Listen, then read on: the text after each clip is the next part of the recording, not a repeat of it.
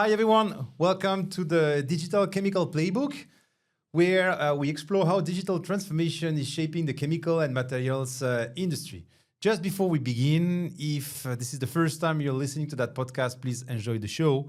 If you already know that place, do not forget to subscribe, to like, and share the next and following episodes.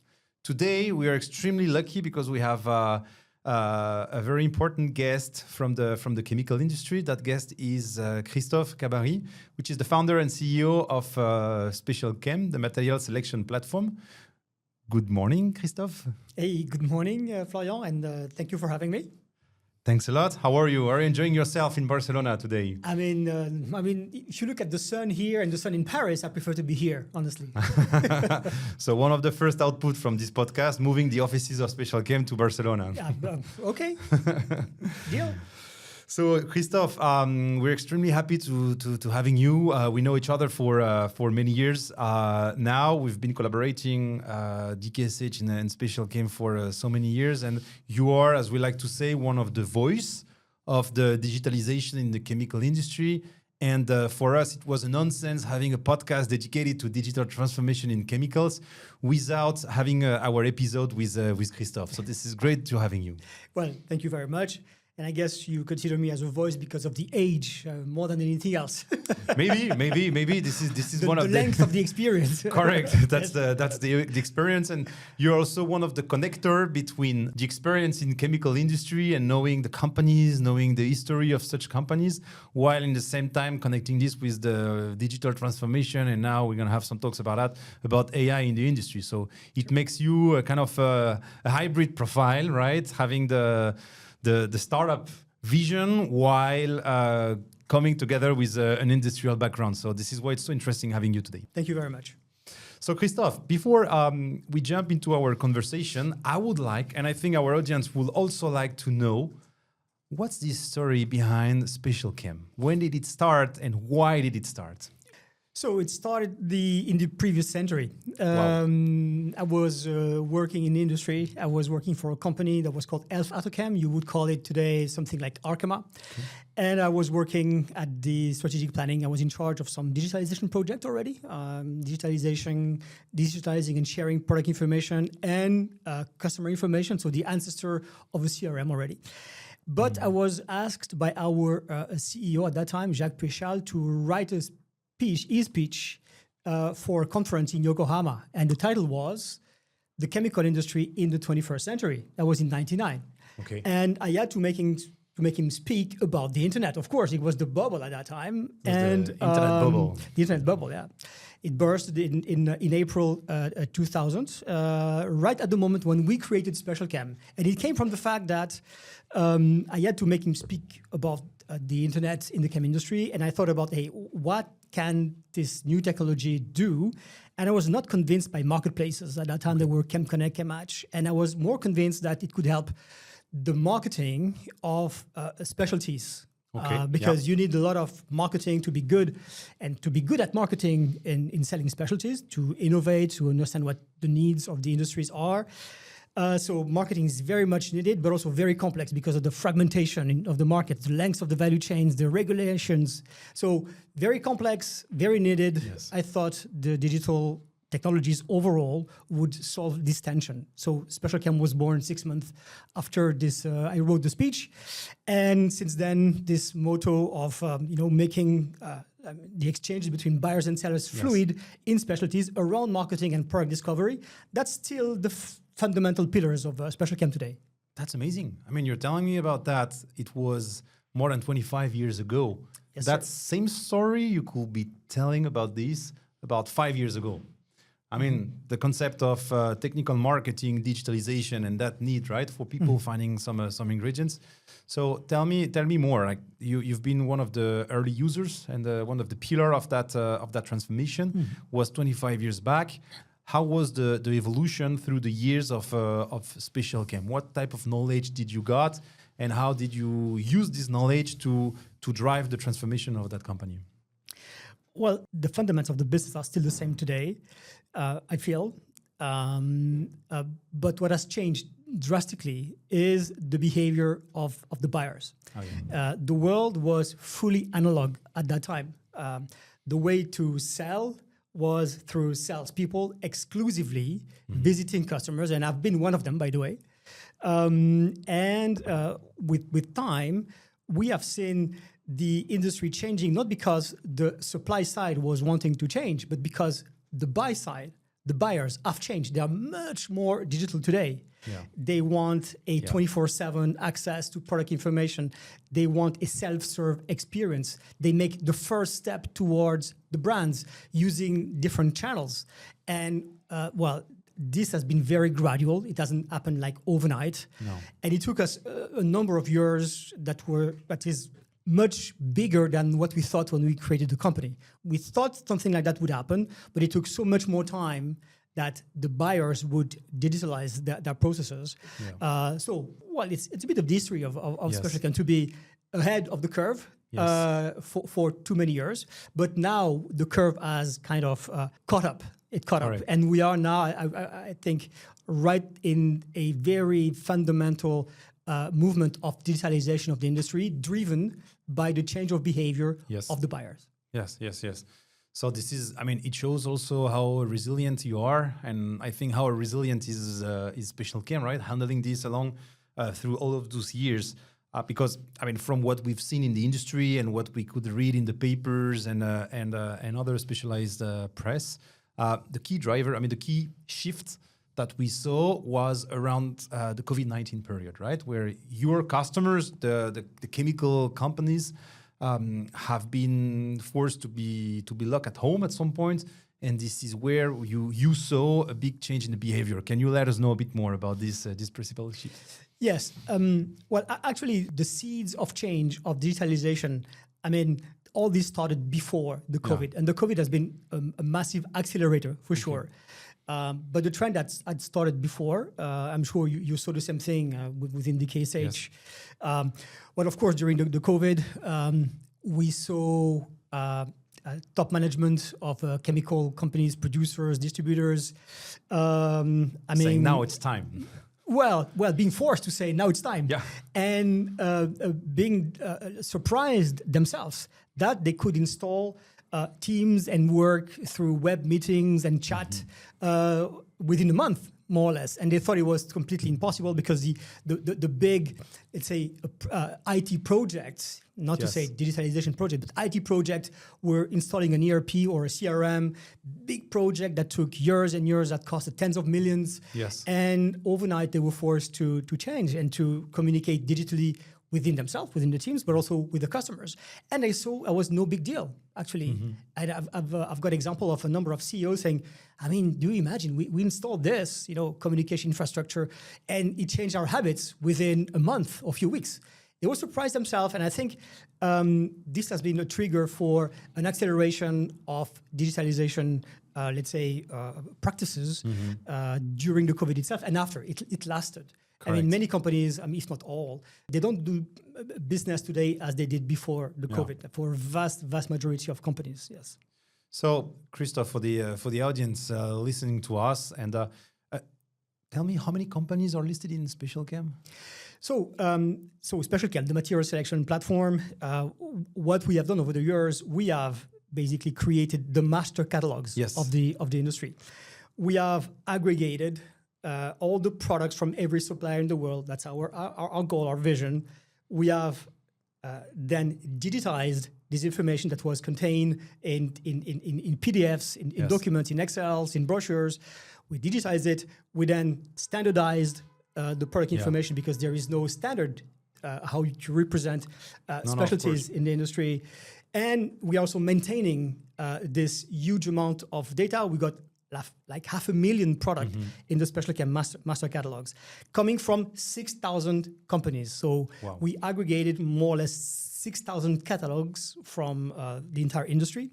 And so that is the let's say what is creating the attractiveness of the platform, this mass of digitized, standardized, and maintained product information across the global industry. And last year we had something like 10 million people on the platform searching for products, which is the leading platform. Yeah. I mean, I think in the B2B industry and specifically in the chemical industry, when we talk about 6,000 listed companies, 10 million visitors of the platforms, this is huge, and I think it allows you, Christophe, and your team, obviously, to have the big picture of the industry, and this is rare enough so that we have to talk about that. Mm-hmm. You're part of the few one who really have a big picture of how is the industry evolving, how is the customers evolving, but also how are the suppliers evolving the way that they are marketing mm-hmm. their ingredients, their solutions, and also their formulations. Mm-hmm. So in the same time, when we talk about the chemical industry, and we got many discussions about that in this podcast, in different previous episodes, most of the people come to the same conclusion that the transformation is slow, or maybe slower in the chemical industry versus some other one. Mm-hmm. What, as per your expertise, are the main blocker to accelerate such a transformation? What are the blockers that are today on the table? Mm-hmm. What are the topics that the CEOs listening to us now have to assess so they can really unlock value through the transformation and the digital transformation? Well, that's a huge question, Florian. Thanks we have for asking. All the time we need. I mean, digitalization is hitting every part of the economy of the world, in our private lives, and of course, this is by capillarity almost. Mm-hmm. This is influencing then our business lives, and in the case of the chem industry, I think this is the customers, the buyers that are really bringing the change, enforcing the entire value chain upwards to change. Their behavior is changing. If you look at the Gen Z, the millennials, they are taking the power now. They are in charge of labs, in charge of formulation teams, in charge of purchasing teams, in charge of, they make decisions and their behavior is changing. This is true what you're saying. Yeah. They are becoming decision makers, right? Yes. It was not the case 10 years back, but now we have millennials, we have Gen Z people in charge of teams, of companies, and leading the companies, right? Yes, and these guys are changing. Their behavior is changing. They don't see why they would necessarily talk to a salesperson first. Yeah. They want freedom to explore the product information of the raw materials they should explore for their new cream, their new paint, their new ink, their new plastic part. They want freedom. They want self-serve experiences. They want 24/7. They want to use whatever channel they choose to interact with you, supplier. And basically, I think the CEOs. This is your question. They should understand this major change. It is really then forcing the upstream part of the value chain, the suppliers, distributors, producers, to change and to adapt to that, or else they would be, outdated. Right? Yes, I think. And this is meaning lots of changes in the company, because in the analog age, when the sales were done essentially and almost only through salespeople, life was relatively simple. The salespeople, they were doing the entire sales process by themselves. Mm-hmm. They were the channel. They introduced, they pitched, they recommended, they made the price proposal, the negotiation, they were handling the claims, the relationship over time, etc. Of course, this is still happening, but this has been cut in pieces. Yeah. And this process of selling is now cut in pieces because some part of this process can be made via a website, via online catalog, via a customer portal, the exploration phase, of a purchase. Then at some point in time, they want to interact with a person to have a personalized recommendation or more expertise for themselves, for their case, their application, their formulation. They want to negotiate with the human. And this is just an example I'm taking here. This process that is cut then in pieces, handled by different channels and by different people also. This is a fundamental change, that the fact that they are making the first step towards the producers. Yeah, that's a change of paradigm, right? That's a platform like SpecialChem made information easy to access, I understand, and preceded easiness to access information, while it helps also to transform the sales process, right? So it means that from what you're saying, customers are much more informed, maybe, as they were before. Even if we're talking about specialty chemicals, even if we are talking about something extremely technical. We got customer coming with already a set of information that they didn't have before. So when you're a sales manager and you get that type of customer coming in front of you, what's the best way to behave in order to getting through a sales process and introducing ingredients that you are aiming to sell? I think you were telling me before we record this podcast something interesting, that 70% of the sales are not related exactly to the type of sample or request that was done at first on the platform, right? Yes, we have to pay attention also that the freedom to search and the self-serve experience that formulators, customers are having, well, it must have some limits, because in a number of cases, I've heard about up to 70% of the sample requests that were on samples that were not the right products, basically. Yes. Okay. That's what I was referring to. It's an extreme case, the 70% of a specific product range that is hard to understand and formulate. But in a number of cases, you've got the clients having read everything they needed, having watched webinars, whatever, about products. They still pick product that seem to be the right one for them, but they still need, this is why I think that we will still need for quite some time the salespeople and technical salespeople to then make sure that what the customer has read is exactly valid for him and that he's picking the right product. Okay, so that's what they need, right? Exactly. So this is why I'm not an ayatollah, if I may use this word, of digitalization. I think in our industry, the future is hybrid. It's a mix between very digital product discovery, product information, finding the right suppliers, the right technology, the right product, but then talking to people still to analyze and get the recommendation is it the right product for me in this specific case, in my formulation? Am I right to think so?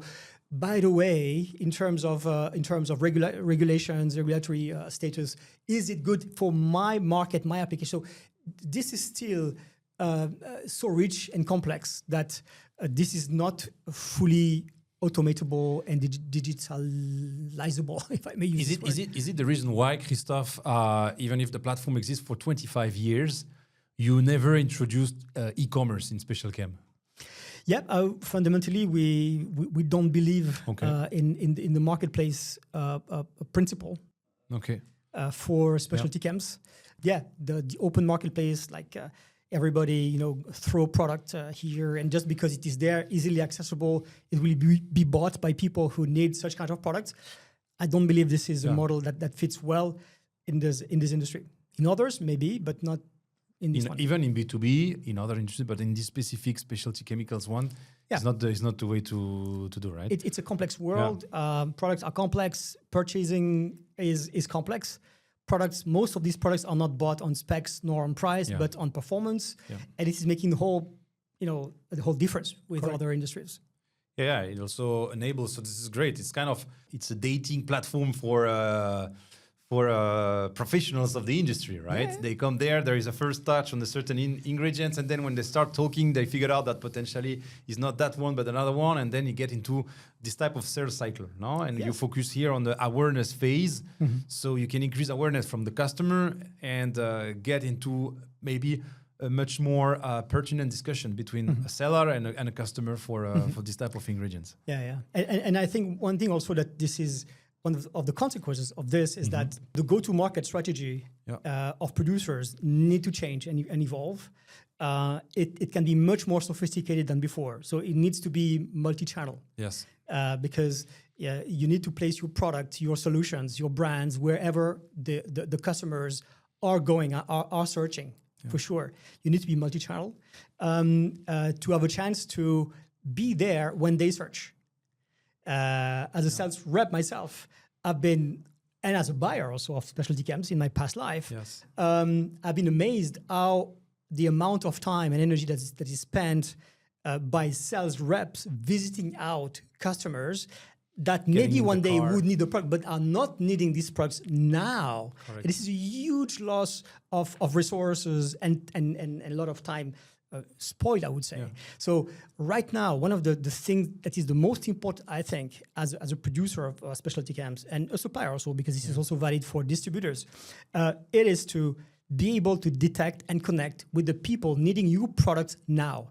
It is so much easier to do that today if you have got the right setup, the right channels, if you are present on the right, let's say, places where they search. In a way, it is today, if you are well set up, and you don't need necessarily to be a super big company to do that. Even smaller company can do it. But if you have got a really good coverage of all the channels on which your customers in this specific market are searching, you can detect a majority of the people needing your products in the world right now. And there are many. Yeah, there are always. But it requires a change in the way to approach the go-to-market. It's not only an outbound movement, it is much more an inbound movement, which is in turn creating a lot of need for changes within the companies to be ready to do that. It suggests also operational changes, right? On the way that you organize your sales team, the way you organize your marketing team also. Absolutely. Because it's not like you set a campaign so you can get people coming from that campaign, but it's more something, a passive promotion of ingredients that enable to get this type of leads now, upcoming leads. Absolutely. And you've got this, you're exactly right, Florian. You've got these two, let's say, big functions of a go-to-market organization, sales and marketing. Let's put it this way. Let's simplify it this way. The revenue team, sales and marketing. There is definitely still an outbound movement to educate the market. Some of your products, especially when they are at the beginning of their life cycle, they need to be promoted. The brand needs to be known. The technology needs to be, known, and then there is education, awareness about the product technology, et cetera. It's an outbound way, and digital, let's say, campaigns are unbeatable to do that at scale for a fraction of the cost it costed before, and with measurable results and even predictable results. So there is still this outbound way to the market, but there is also very, very much an inbound movement that needs to be captured, and an organization of the sales and marketing teams to be able to capture this. And the sales people who have been used to selling outbound historically for many, many years, they don't necessarily are the right people with the right processes, with the right data, with the right tools, with the right mindset to deal with the inbound. This is why we are seeing happening.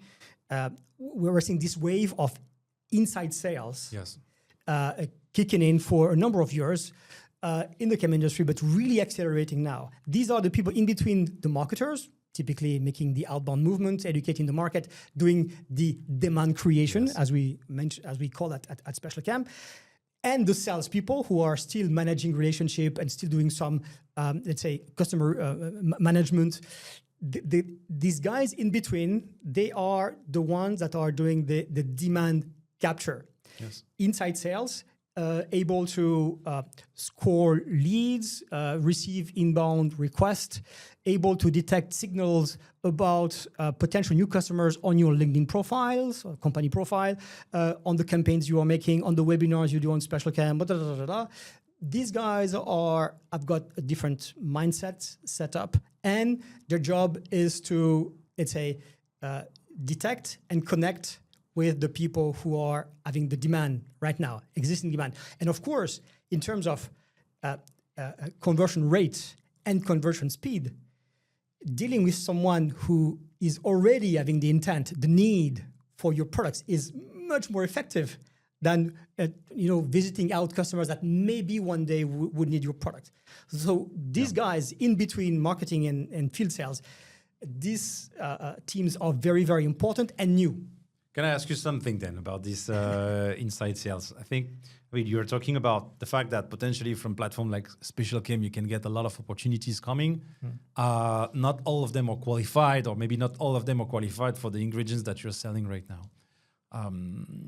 My question is, like, if I'm a manager in a chemical supplier firm, and I'm listening to you right now, and I say, okay, what he's saying makes a lot of sense. It makes tons of sense, right? My salespeople are super busy with the existing customers and looking forward to extend the existing portfolio for one customer. So for the new one that are coming, those leads, it's hard to pushing them for managing those leads and turning them into customer.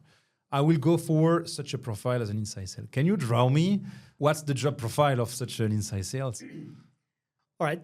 So is someone quite flexible Okay. and with a hybrid profile in the sense that it needs to be at the same time somebody quite digital. Okay. Needs to understand the digital channels, what are the signals you get from different channels to understand the intent and the interest of the person in front of you, but also somebody with human skills, able to get in touch with these people, call them, chat with them, send them emails, connect basically, and understand in a relatively short amount of time and short amount of questions their intent, their interest, and if they are in their target, of course, also in a nice way. So it's a hybrid profile that also needs to be connected with the industry, having some knowledge also, but without being necessarily an expert. So it is not necessarily a technical expert knowing everything about the products. Doesn't have to be a chemist or... No, okay. No, not in my opinion. Okay. It's interesting to know, and I think it will make a lot of sense for people listening to that episode. We are right now, and you say so, right? Since COVID, we got an exponential growth in digital opportunities, activities, and this topic of marketing and taking the most out of what we get is challenging because we are in an industry which goes with technical salespeople, right? And you rightly said so. Just before we jump into AI in chemicals, and I think we have a big big discussions about that. I mean, in your scope and in the company that are using SpecialChem and the feedback that you might be receiving, how do regulations, legacy systems, siloed product data, how do you manage this, right? How can it, because it's a big slowdown for the industry. Sometimes the data is not clean. Most of the time the data is not clean, is siloed, is not the last updated data. So I think the $1 million question is, okay, how can we run a platform with 6,000 companies listing ingredients, 10 million visitors, and keeping the data updated and accurate? Oh yeah, that's a challenge. Yeah, and that's a challenge we are crazy enough to have accepted, basically. Yes, that's insane. to be at the same time exhaustive. The goal is to have every product from every supplier in the world and maintained. Yes. So this year, for example, we have updated more than 100,000 products out of the 500,000. So it's a huge amount of work. So we've got teams dedicated to finding the updates, updating, quality controlling everything, and putting that at the disposal of the industry, basically.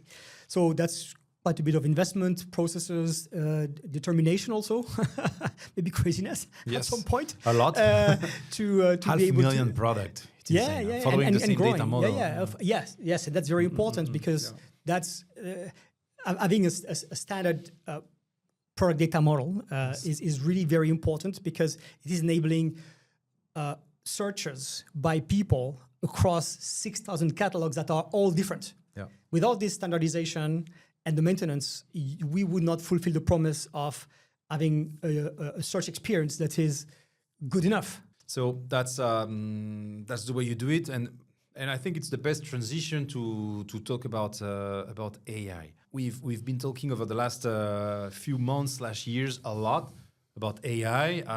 Some people say it's a bubble. It's interesting because you've been building SpecialChem at the moment of the .com bubble. Now we think about this AI bubble that can be around us, that can burst at some times.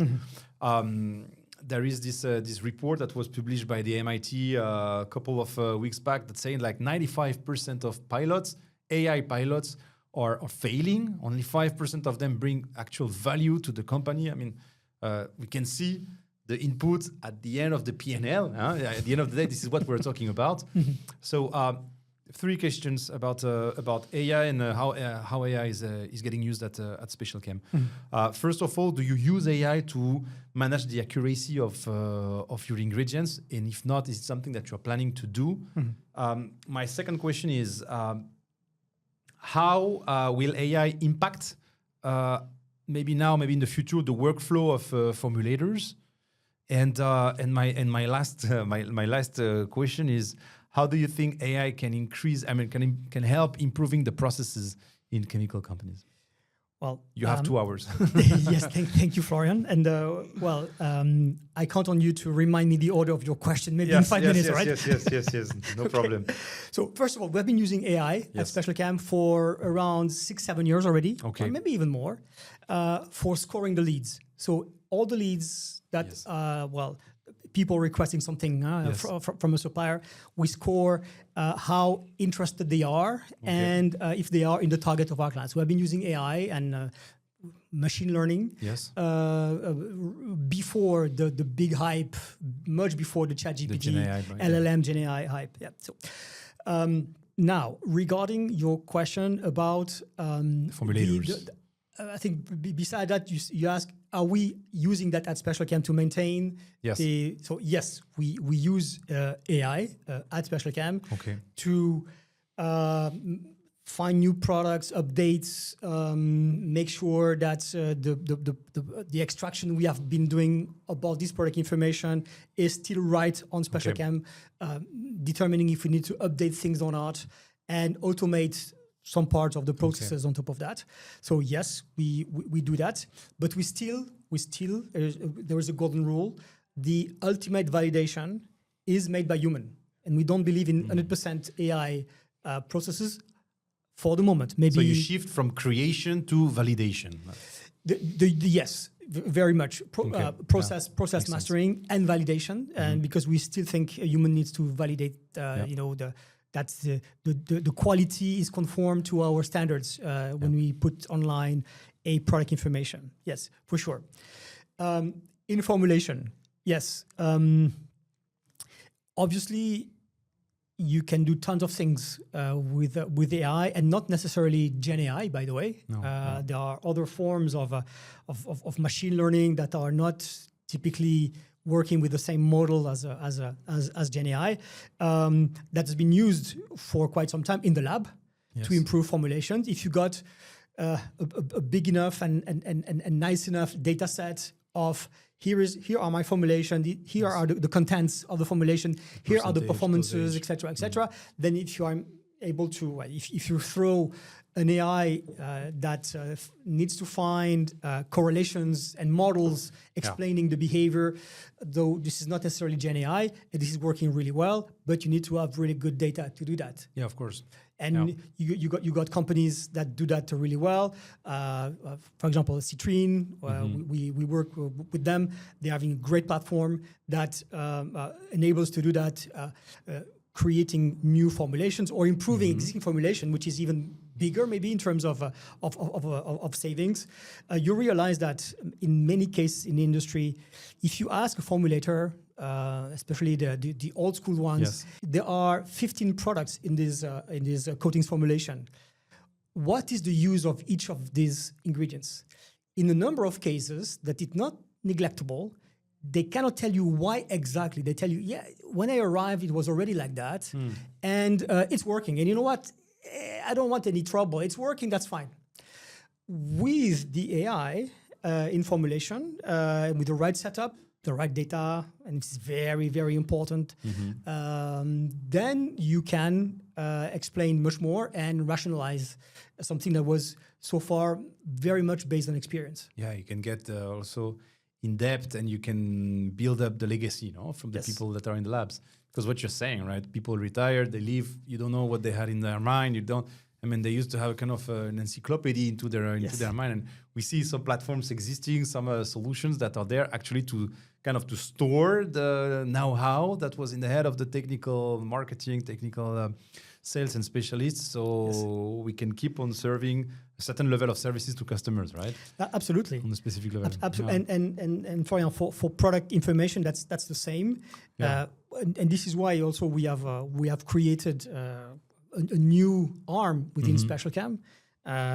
We are selling software now, Ionic PIM, together with our partner Agilis, that is precisely addressing this question of product information, product data, structuring, and even knowledge harvesting and structuring. This tribal knowledge that we're talking about, the formulation knowledge to some extent is a tribal knowledge in a number of cases.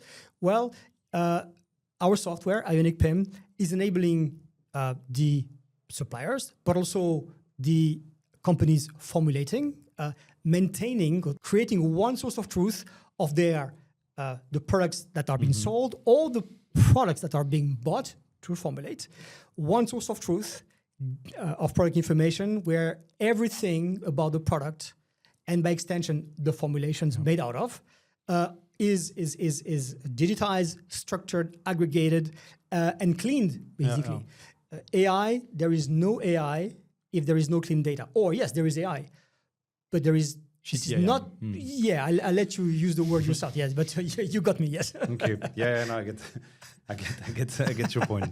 And what do you think are the misconceptions that the chemical companies have sometimes about AI? Well, AI, like all the big hypes, and even the big revolutions, you are tending to project lots of fantasies, lots of dreams, lots of fears also onto it.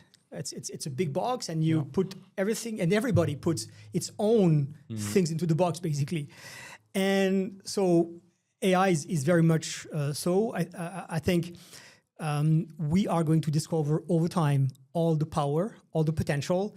Many of the things that we think today maybe won't see the day, won't bring result, but in other cases, there will be very fundamental revolutions happening very probably.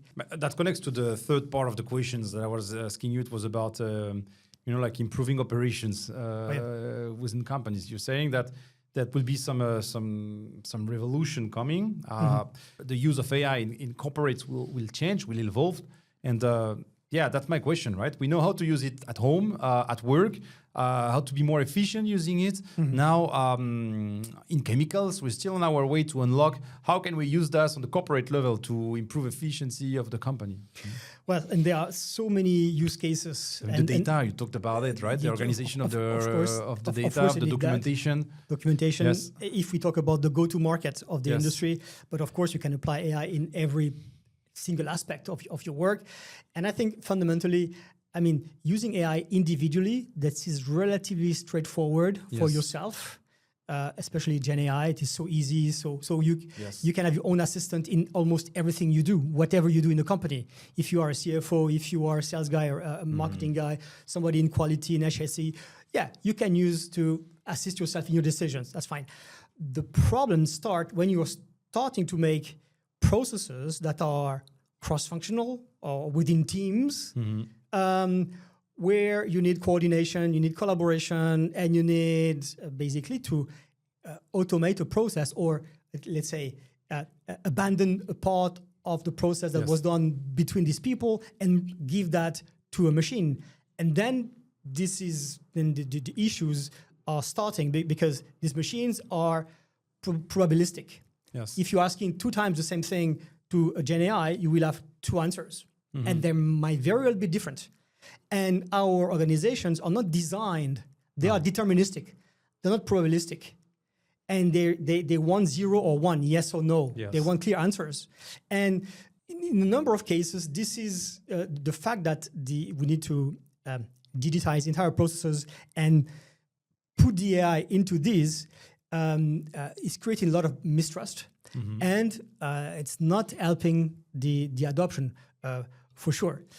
This being said, every time you've got a process that is data intensive or even now knowledge intensive, you can look at the AI to help you to go faster, to ingest much bigger amounts of data than a human can ever think about doing, the cost.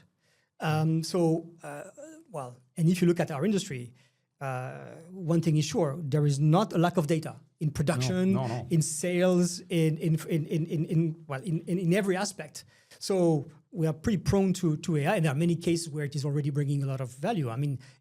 For maintenance in plants, for example. Yes. That's working really well. At the end of the day, it will change the way the industry works, for sure. We need to test. And agility, the good old principle of agility. Well, I say good old for a tech company, but not good old in the case of chem companies that are not adopters of the agility. No. The Agile Manifesto. It's hard to be agile in our type of business because you simply cannot. on the You got product assets to level run. that you're exactly. The You have big to, plans to run. You have plans to run. You have customers to. You have customers to distribute. You have things to do that cannot go. They cannot be managed on an agile way. However, we saw, at least on the way we manage internal project, agility taking a huge step ahead recently. This is something we see. You're implementing PIM in companies, so you have been seeing a lot of companies in depth. You've seen like the core inside of the company. I'm sure you see that if it's not agile yet, at least we see more and more the willingness to become agile, no? on the way of moving project, PIM project, CRM project, document management system project, and so on. Yes, absolutely. Agility, especially in the world of IT, has proven its superiority compared to waterfall project. Starting with an idea, testing this idea very quickly with a customer, having a prototype that works. That's not perfect, but that works. Then you will improve over time. I think this is not typically the way the industry is structured, because it has not developed the product this way. It has certainly not built the plants, big petrochem plants. And the culture of failing. And therefore, the culture is not a culture of failing fast and failing cheap. No, it's a culture of being sure that this is going to work, because it can be super dangerous to produce some products or to sell them or to create them in the lab. So now, when we are facing customers, they are not necessarily thinking this way, and they need things that require agility, interfaces, apps, tools, online catalogs, typically, really the agility, having a product that works good enough, an MVP, a minimum viable product. This way of thinking is now penetrating our industry that has been a bit reluctant historically to adopt that. You say the key word here. Let's just stop 1 second for people listening to us, so we make sure we lose nobody here. When you talk about MVP, you as SpecialChem CEO working on tech and digital platform, can you share in few words what does it mean? An MVP, minimum viable product. That's typically, imagine that as we want to develop a new app, new application. When could we present that to a customer to get feedback? And we all admit it's not going to be perfect. It won't be dry, but it will exist. And the most important is not to show something perfect, is to show something and get feedback. And the feedback is so important in modern world to create, especially interfaces that are really adapted to what people want. But I would extend that to also the product. I'm really convinced that we should adopt, and the chemical producers, when they do the R&D, they should adopt the principles of agility to then test concepts, products that are not maybe finished, samples very, very early, and find the companies ready to test, get a lot of their feedback very early on before having a finished product that is perfect, but it's not corresponding exactly to what the market is wanting. So I'd like to pass this message. Adopt agility also for your product innovation. By the way, you can use digital, by the way, to test that. We got services at SpecialChem, Insight Solutions, or demand validation services, whereby you can test a concept or test a product that's not finished, its value proposition, and find if it's really meeting the needs of the market, if there is a market, and where is the market. Maybe it's not where you thought it would be at the beginning. So also use agility for product development, not only in your tech part of the customer-facing part of the company. That's great. I mean, agile is a mindset more than the methodology. Yes, absolutely. End, right? And involving agile in your company will also help you saving costs. A lot. Right? As soon as it works, you can scale up. It doesn't work, you just let it go. And you don't invest such a huge amount of money into developing something without having this market fit, right? What you're saying? Yeah, exactly. You seek for the market fit. Absolutely, yes. Very good. I mean, Christophe, we are unfortunately already reaching the end of our episode. But hey, I just have a question before we stop. SpecialChem exists for 25 years. It's, I mean, I don't want you to feel old. old. It's, No. it's already done. It's already done. But 25 years of experience of delivering growth for the chemical industry. What are, if you have to just name 3 of them, what are the next big change or big trends that will happen over the 4 or 5 years? Okay. I don't have a crystal ball, but you know where we come from, so you have better insight on where we are going. Okay, yeah. Good. So, well, of course, everybody knows that AI. Okay. Of course, AI, for sure. Maybe not where we expect it today, but will certainly deliver a number of very big changes. Right? Almost everywhere, yes. I mean, it makes me think like now it's unbelievable to not have a computer in a company, right? When you work, you have a computer, you have a phone. Maybe tomorrow, without an AI, you will not be working. Right? Yeah, you'll be, or you could be working, but you will be less. You'll be performing much less than the ones having a ChatGPT or the next versions of ChatGPT is your assistant, your AI assistant. The agentic, the agentic AI, you will be less good than the others for sure. Okay. So of course AI, which require also an understanding from the very top of the company to the bottom of the company, and also tools, new organizations, decentralized organization to make tests, a lot of testing, a lot of good data, also good infrastructure to do that, a lot of giving the tools to automate in safety. In safety, that's very, very important. Then I think also in terms of our industry is consuming more and more product information to leave. Of course, product information itself, regulatory information and sustainability information is going to kick in. And because of the trend in the regulatory bodies in all these countries, there is an inflation of the need to track the product origin, the product status in versus regulatories, the product sustainability criteria. So the tracing, right? The tracing, the tracking, all along the value chain. This will only increase, in my opinion, and we are only scratching the surface today. We see that with the digital product passport in Europe. This is going to be, in my opinion, a revolution. So there will be one single categorization of product, right? And companies will stop having their own. There would need to be ways tracing the line. There will need to be ways to define what the products are. To everybody having a system that is interoperable. Yes, interoperability is key. A system that could operate with one another on data that means the same thing. Yes. So, and probably exchange of information will be much more, let's say, integrated in the future directly with the systems of your customers. For example, that's another trend that I see that is happening. Less obvious maybe than AI, but really, I mean, here to stay also. Yeah. Okay. Thank you very much, Christophe.